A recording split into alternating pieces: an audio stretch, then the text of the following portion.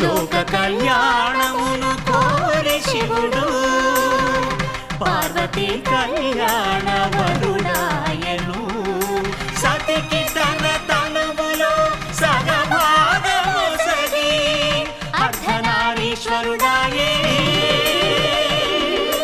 నాద శివుడు, వేద శివుడు, నాట్య శివుడు.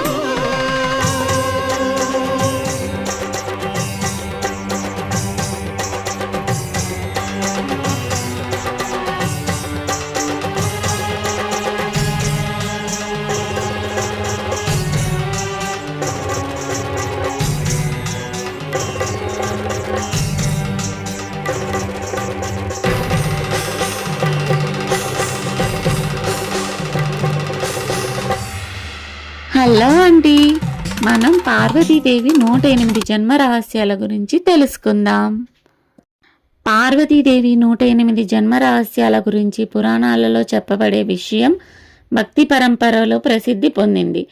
ఇది శాస్త్రంలో ఒక విధంగా అందరికీ అంగీకరించిన కథ కాదు, కానీ శైవ శక్తి సాంప్రదాయాలలో వినిపించే ఆధ్యాత్మిక భావన.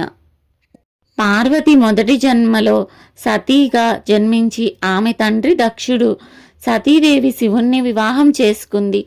దక్షుడు శివుణ్ణి అవమానించడంతో సతీ యజ్ఞంలో ఆహుతి చేసుకుంది. ఎందుకు అనేక జన్మలు తీసుకుందంటే పురాణ భక్తి కథనాల ప్రకారం సతీదేవి శివునితో మళ్ళీ కలవాలని సంకల్పం చేసుకుంది. ఆమె అనేక యుగాలలో అనేక రూపాలలో భూమిపై అవతరించి తపస్సు చేసింది. ఈ జన్మలను కొంతమంది సాంప్రదాయాల 108 రూపాలు 108 జన్మలుగా వర్ణిస్తారు.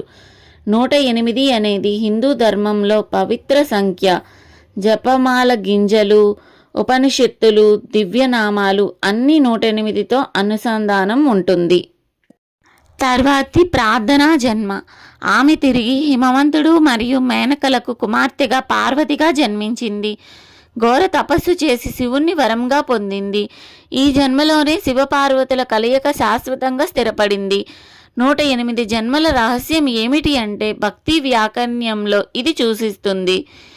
ఆత్మ యొక్క నిరంతర సాధన, భక్తి, తపస్సు, సంకల్ప శక్తి, దివ్య సంగమం కోసం పునర్జన్మల ప్రయాణం.